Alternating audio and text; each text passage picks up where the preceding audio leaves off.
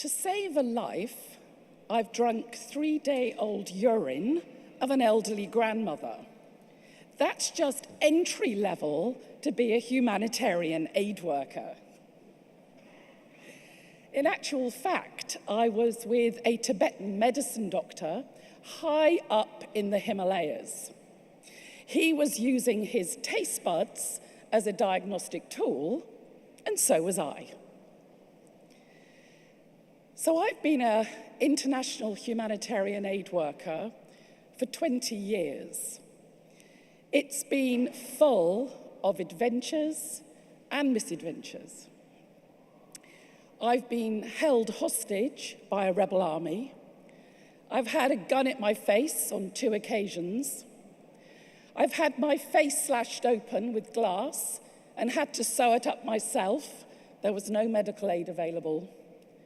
And I've lived in war-torn countries where every single day I thought it was my last. But I've had the honor to work in the snowy high Himalayas, in the deserts of the Sahara, and in the jungles of the Amazon. I mostly work after major catastrophic disasters, so anything you can think of, mostly in third world countries in the last 20 years, I was there. Whether it was the Asian tsunami, the Pakistan earthquake, Nepal earthquake, Philippine typhoon, and on it goes. Currently, I'm in the Caribbean helping after Hurricane Irma and Maria. But there's certain times in our lives when we remember exactly where we were when an event took place. For me, it was when Princess Diana died, when the Twin Towers fell, and when the Asian tsunami happened back in 2004. I was in Tashkent in Uzbekistan, and I saw this disaster unfold. Waves 100 foot high, 230,000 dead, affecting 50 countries. And I had one thought, and one thought only, and that was, I must go. So I bought a one-way ticket from Tashkent to Phuket in Thailand. When I arrived there, I got into a taxi, and as I started to wend my way to the worst hit village, which was Ban Nam Kem, the scene got worse and worse. It looked like a nuclear bomb had gone off. Cars thrown on top of houses, resorts crumpled like matchboxes, glass and debris everywhere. And I could feel the panic rising. And I said to the taxi driver, "You have to stop." I thought, fresh air, have a walk. So I walked to the edge of the cliff, and I looked over, and I wished I hadn't. The sea was full of dead bodies. I came back from the edge of the cliff, and I collapsed, heart pounding, sweat trickling down my back. And I could only think, how quickly can I get out of this country? And as I sat there planning my escape, my nursing matron appeared in front of me, catapulted back to an 18-year-old girl. And she said, "Nurse, this is not about you. You are here to serve. You are here to contribute. You are here to make a difference." So I got back into the car and I headed to the survivors camp. 5,000 Thai people had been put into this camp. Now, my first career, I was a nurse, so I went straight to the first aid tent. Can you imagine being hit by a washing machine coming at 50 miles an hour? The injuries were terrible. And there was one day, this lady came up to me and with outstretched hands said, "Linda, please take my baby. I can no longer feed her." And I looked straight back into her eyes and I said, no, I will not take your baby and I will not feed her. Because I knew that was the slippery slope to dependency. But I did promise her that I would find a way that she could feed her own baby. So I went up to Bangkok and I asked the British ambassador to throw a party. And I wanted national and international business leaders. And I said to them, I've got a challenge for you. We have 5,000 Thai people. They're low educated. They can't relocate.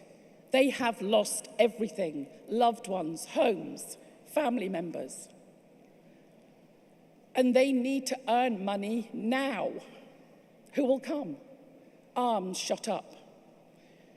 4 came with me to the front line.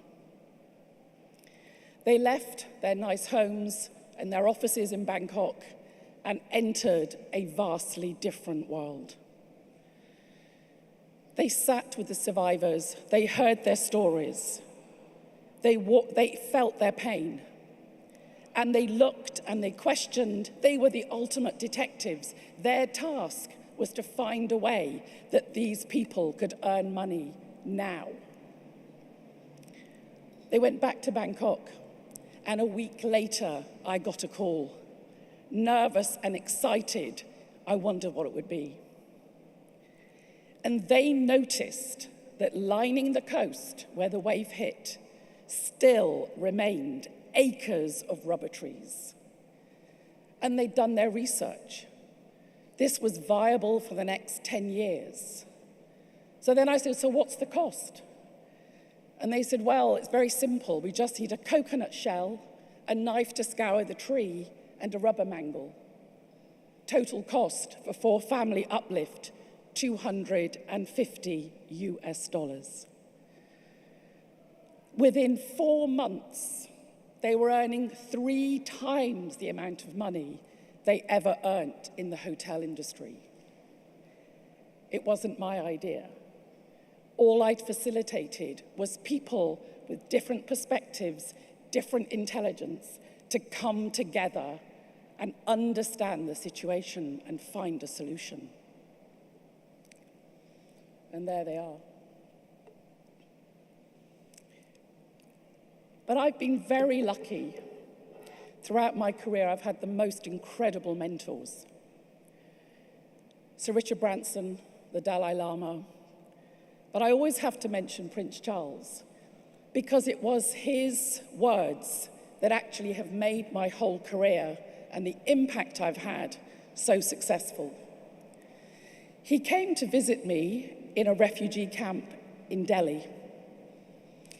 And as he sat and we chatted, I said, I am so excited to engage industry leaders, the private sector, to help solve problems and to be part of this whole making a difference.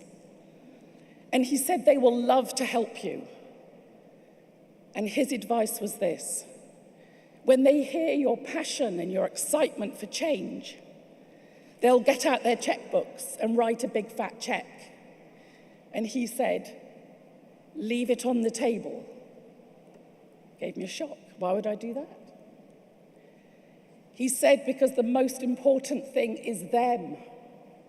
It's their skills, their business acumen, their intelligence, their heart, their empathy, their compassion.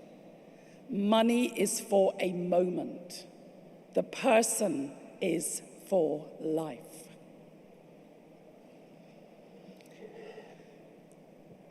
Probably the most challenging place I've ever worked is in Pakistan.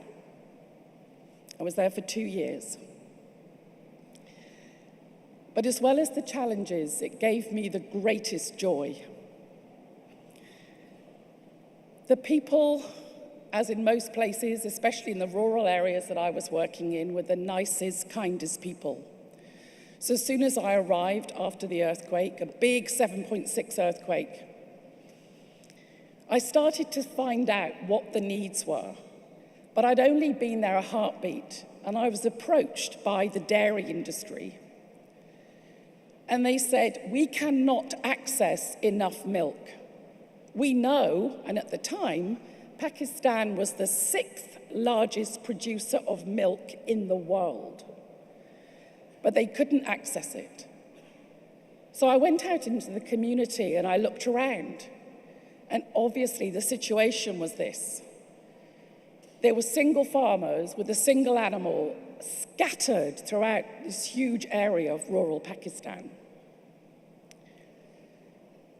So the industry leaders from Karachi said that they would come with me to these rural areas to see what they could do. But first of all, I had to do something. And it was a big lesson for me. As I said, I'd lived in Pakistan for 2 years, but I'd already been there 6 months before this project started. And I knew it was a conservative country, so I had long sleeves and long trousers. No flesh was being shown. But some of my Pakistani friends said to me, now is the time you have to wear a burqa. So a friend of mine took me to a burqa shop, which was quite an experience, being a tall, blonde lady. And I put it on and put all the hijab on, and I said, well, so how do I look? Is it okay? And this guy I'd known for 6 months, he looked at me and his jaw dropped. And he said, Linda, you are so beautiful. He didn't see me in my Western clothes. I didn't exist. So with my burqa on, wearing the moccasins or the R.M. Williams boots, I think I got it right this time, I'm in Australia, I then headed to these rural areas along with the industry leaders. And what unfolded was magical, because as they talked to the farmers and tried to understand their situation, immediately it was obvious we needed to create cooperatives. They also realized that the farmers had not been well educated on taking care of their animals. So they were tethered, 50 degrees heat. They couldn't drink any water when they wanted to. There was no shade. So all of these ideas were being written down and noted, how we could change that. And then the brilliant ones, which I'm sure many of you in the audience will know. But if you give a cow a cool shower an hour before it's milked, you get an extra litre of milk. So all of this knowledge share was going on. And then they realized what was the greatest need of the farmers? Cash. They had to pay for their doctors and nurses. For a teacher to come to these rural villages, they needed to pay the teacher. So the milk industry, they promised that every single day they would bring the tankers to the village, collect the milk, and hand over the cash to the farmers. This was one of those win-win moments that I will never forget, to see these Karachi business people sitting, having chai with these rural farmers, everyone happy and satisfied because they'd come, they'd seen, they'd talked, they'd listened.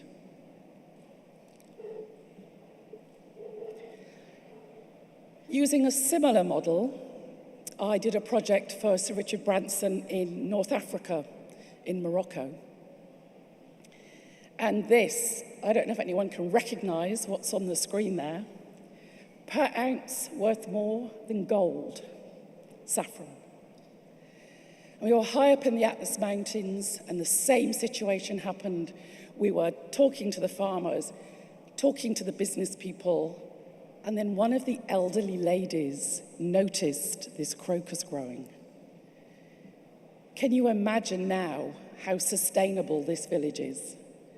I go back most years to see how it's going, and they have got a crop going, the ladies, the elderly, the girls. When it's crop season, it's about 20 days, and it's all hands on deck.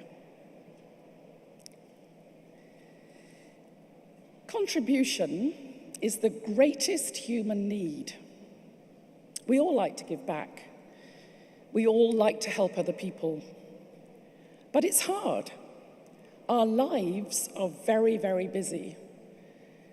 And so when we're rushing to get a coffee at lunchtime and we hear the tin rattling, we might pop in a coin. We don't really know where it's going or what it's doing, but our guilt is assuaged. We feel okay about it. As I reflect on this, and I remember the projects I've run and the diverse people that I've brought together, as an aid worker who's a bridge between many communities, I knew that I had to create something much more dynamic, something that would suit busy people who have stressful lives, who maybe can hardly manage the mortgage, the school lunch, and their relationships. They don't have much time, and actually, would they do something if it's going to be depressing? No, they want it to be fun. So I have created something called the Race for Good. It is a competition. There are teams. Each team has the same critical issue to solve, either social or environmental.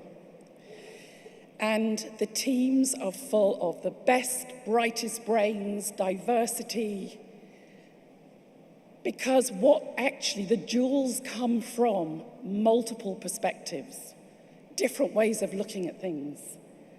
I love the mature brain, but I love the tension and the challenge that a young, unprogrammed brain brings.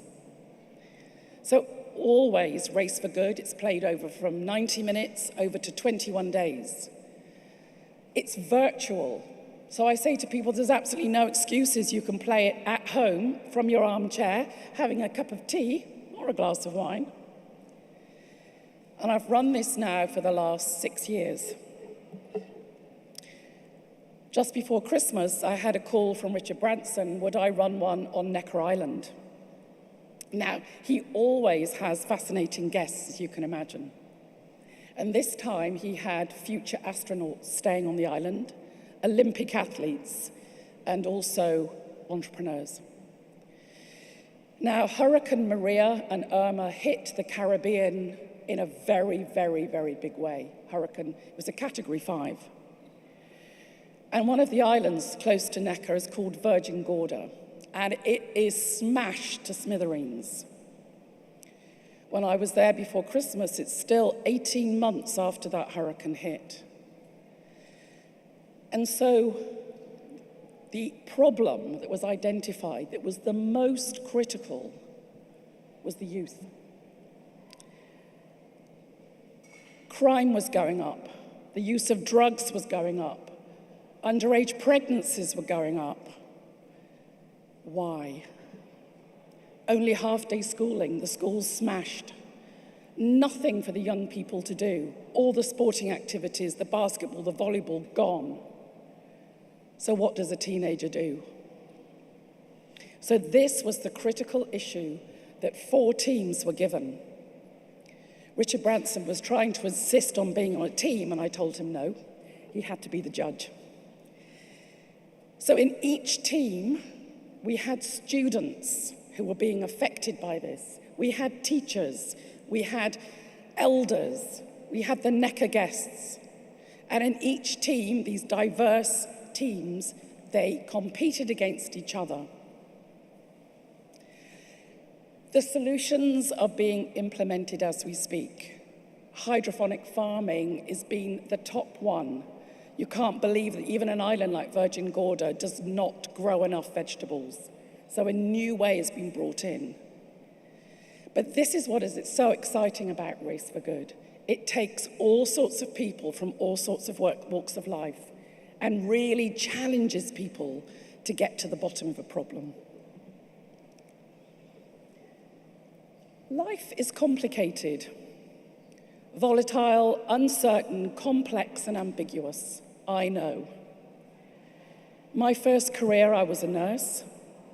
Then I became a single mom very early on in my career and had to give up the job I loved And I took a job for money. I hated it. Every single day I would come home from work and I would cry myself to sleep. I would drink that extra bottle of wine and I would just say, get on with it, girl, you're taking care of your children. But life does catch up with you, doesn't it? And one day I was driving home after a sales conference and I had the most terrible stabbing pain behind my eyes. And I went blind. Luckily, I didn't kill myself, and my sight came back. But these wake-up calls remind us of what we are, who we are, our differences, our uniqueness, and what we bring to life every single day.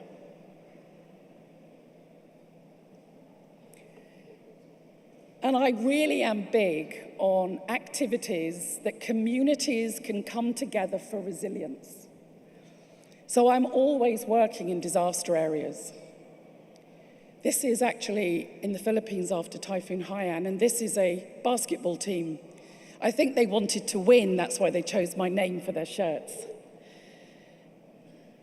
But they all came together as a group, as a community. When you're either busy like we are, or if you've had your whole life smashed as they have, you need things to bring yourself together as a community. And sport is usually something that's very, very high up on the list. So I just want to remind you of something, because we all have such busy lives. Try and remember to do the things you really love to do. Prioritize yourself sometimes, because it makes you stronger and more resilient.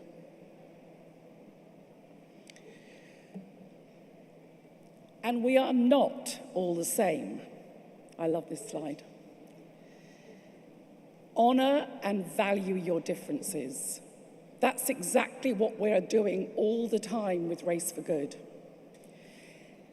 And I really want to challenge you. I want you to know, think about the skills you have, communications, accountancy, farmers. What is the burning issue in your community that you can't tolerate hearing about anymore?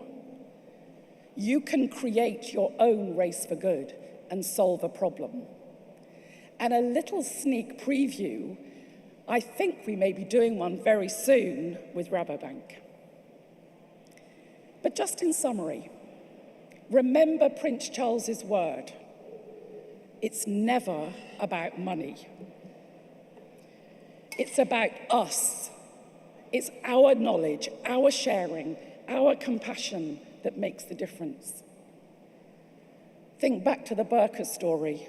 Sometimes we need to even change what we look like for someone to be able to hear us. All of these choices in life are ours. We can choose to care. We can choose to be the change.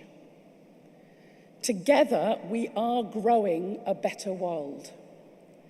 Don't look for heroes, be one. How do you want to be remembered?